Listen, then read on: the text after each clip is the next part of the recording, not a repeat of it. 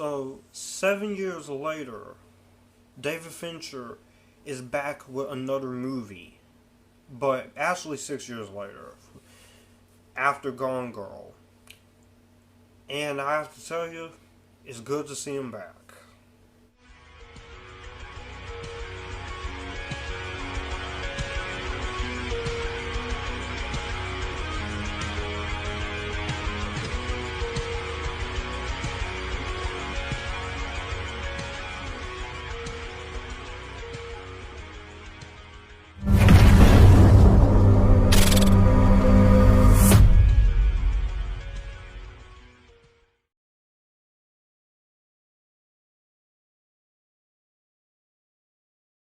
What's going on, guys? This is Joshua, aka Future Filmmaker 3940 Reviews, where I talk movies, TV, and music, and I am here to give you guys my thoughts on David Fincher's brand new film, which released on Netflix last December, and that is Mank. Mank is basically the story of Mank. It follows screenwriter and critic Herman J. Mankewicz as he attempts to finish the script for Citizen Kane. And this was a movie that I was very interested in, because not only because it was David Fincher directing it, because of the cast, and because it was his first movie in forever. David Fincher is my favorite film director of all time. He makes a lot of great films. Alien 3 wasn't his best, but I don't fault him for that. He doesn't even like to talk about Alien 3. And in fact, anytime someone who actually likes Alien 3, I'm one of those people who actually likes the assembly cut of Alien 3. The theatrical cut of Alien 3, not so much. But all of the other movies David Fincher has made in his career are really great. I love The Game. That is a very underrated film. I love Panic Room. The Curious Case of Benjamin Button. Zodiac is definitely one of my favorites. I love Fight Club. And Seven ended up in my, and The Girl with the Dragon Tattoo actually ended up in my top 100 favorite movies of all time list. But this, and also Gone Girl was also a really good movie, in my personal opinion. But David Fincher, he is the director who, anytime, just like Nolan or Tarantino or Denis Villeneuve, anytime he puts out something, I'm easily going to watch it. And this interested me a lot, because this is a movie, this was basically a passion project for him that he's been wanting to tell for many years. His father, Jack Fincher, actually wrote this script, and they tried to get this movie made back then after Seven, but his father passed away in 2003. And this is basically a love letter to 1930s Hollywood. And also because, while I'm not in love with Citizen Kane, I do think it's a decent movie. I do think it's a little overrated, as everyone says it was. I will kind of agree with that a little bit, because when I initially first watched it, I gave it a 5 out of 5. But having time to think about it and let it sink in, there are some problems, but I still very much like Citizen Kane for what it was. It's not the greatest thing ever, but I still very much like the movie at times. But this intrigued me because of the cast here. You have a very talented cast of actors. You have Academy Award winner Gary Oldman. You have Amanda Seyfried, Lily Collins, Arliss Howard, Charles Dance, Tom Pelphrey, Sam Troughton. It's a great cast of actors here. So eventually, and then the trailers looked really great. And I said I didn't even know that David Fincher was going to make another movie, but this movie, I actually really like this movie a lot.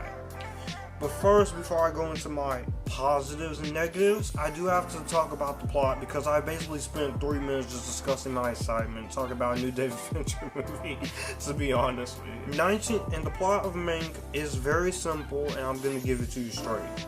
1930s Hollywood is reevaluated through the eyes of scathing wit and alcoholic screenwriter Herman J. Mankiewicz as he races to finish Citizen Kane.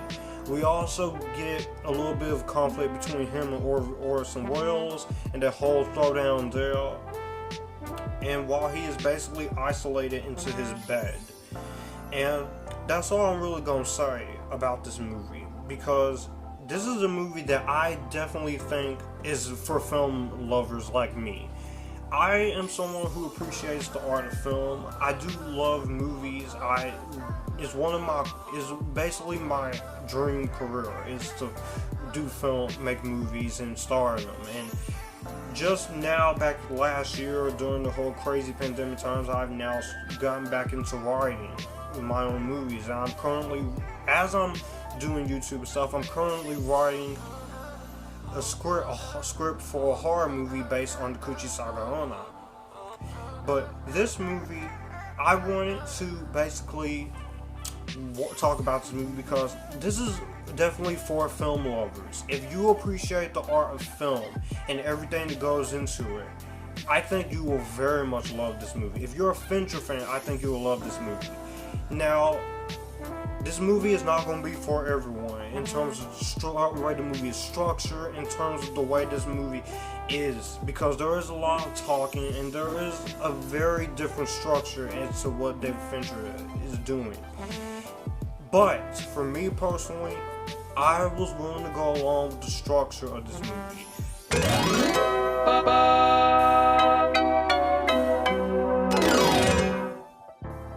I have to say, which leads me into my first praise, and that is the direction. David Fincher never disappoints when he directs a movie. Every time he directs something, his direction is always epitastic. It's been epitastic since 7. He doesn't really like to talk about Alien 3. Again, I understand why. But his direction in this movie is great. You could tell that he still knows what he's doing. The way he's able to set up shots with his cinematographer, and the way that he chose to make this movie completely in black and white.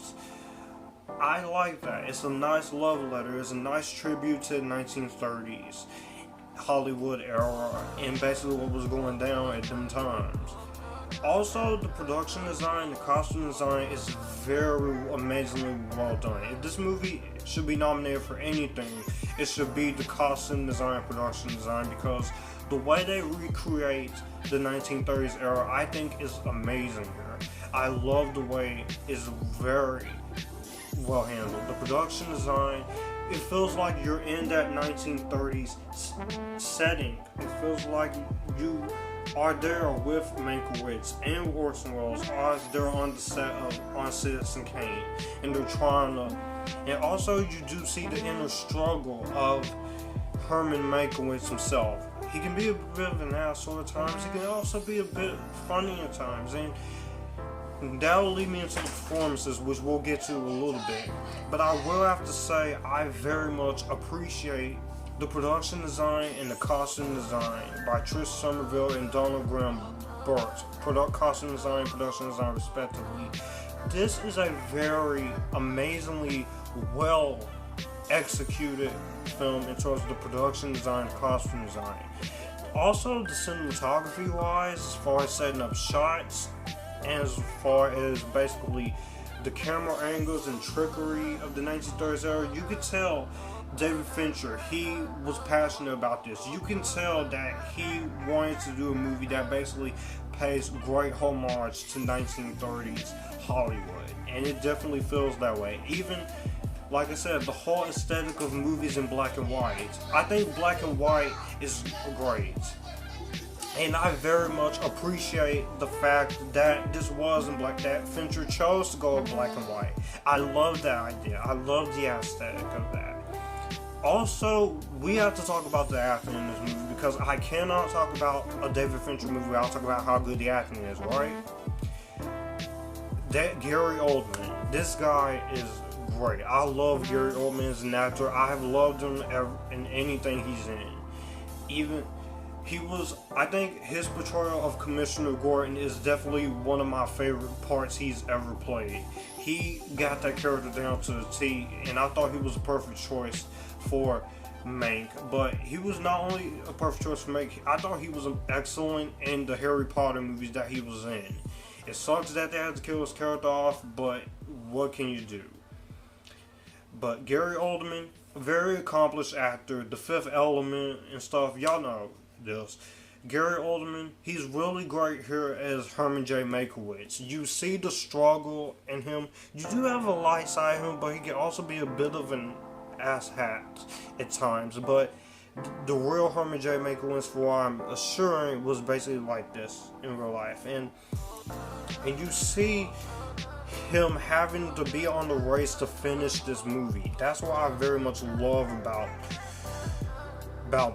this movie. He is trying to be there and finish this movie script, and that's what I very much loved about this film. And initially Kevin Spacey was gonna play this part, but of course over time, with the whole thing with Kevin Spacey and stuff, it's a good thing Gary Oldman played. I'm not dissing Kevin Spacey, he's still a great actor, even with the problems that he's had. And also, I think the rest of the cast in this movie is great. You have Amanda Seyfried as Marion Davis, Lily Collins as Rita Alexander, Arliss Howard as Louis B. Mayer, Tom Pelphrey as Joseph L. Mankiewicz, Charles Dance as William Randolph Hearst, Sam Troughton as John Houseman. You have Ivan Thurber, Orson Welles, Charles Lederer. The cast in this movie is great. I love the cast in this movie. Everyone in this cast is given grade A performances. But as I said, the structure of this movie is what really kept me afloat, because I love the way this movie is structured. Going into real time in Mankiewicz's life to him on set of this movie, and I really love how this movie stretches out for the entire 131 minutes, 2 hours and 11 minutes. I was sitting there engaged. I was sitting there wanting more of this. I was like, I'm loving this movie so far. I love what Fincher was doing. He really wanted to recreate something special, and that's what I have to give a big round of applause to for his filmmaking crew for putting this out as very good as possible.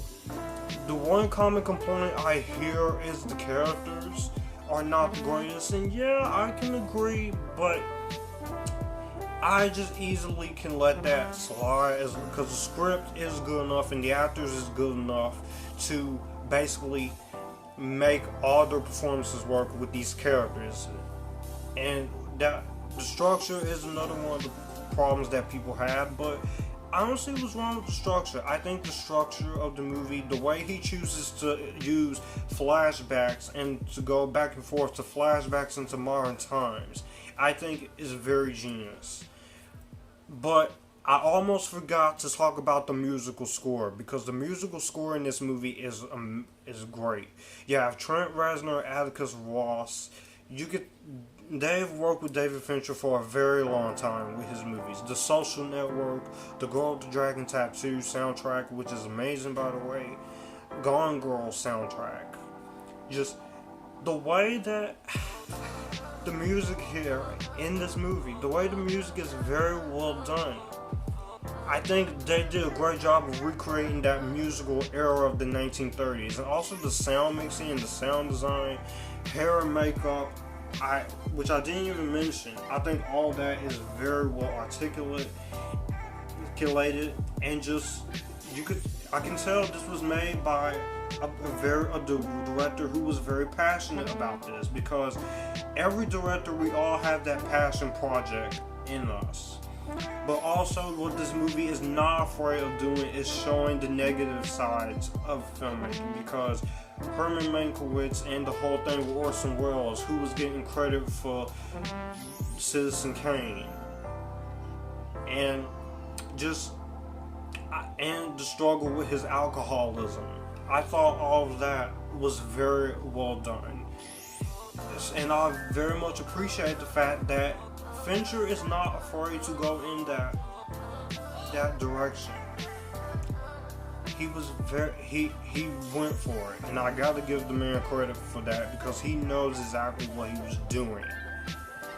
And that's why I very much appreciated what he was doing here. I love that.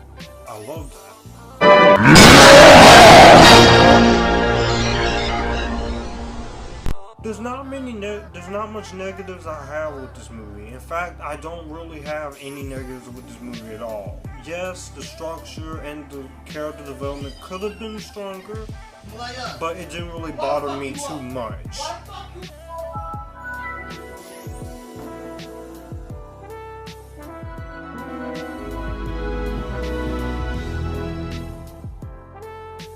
And I loved every second of Mank. This is definitely now my second favorite David Fincher movie.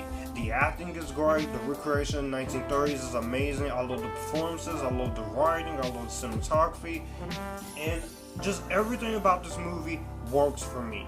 There's not a single thing in this movie that I hated. And if this movie gets some Oscar nominations, I will be shocked. I will be shocked. Now, as I said, this movie ain't for everybody, but for me, I enjoyed Mank a lot more than I thought. This is definitely one of my favorite movies of 2020, and I'm going to give this movie my seal of approval. So that was my very praiseworthy review of David Fincher's Mank.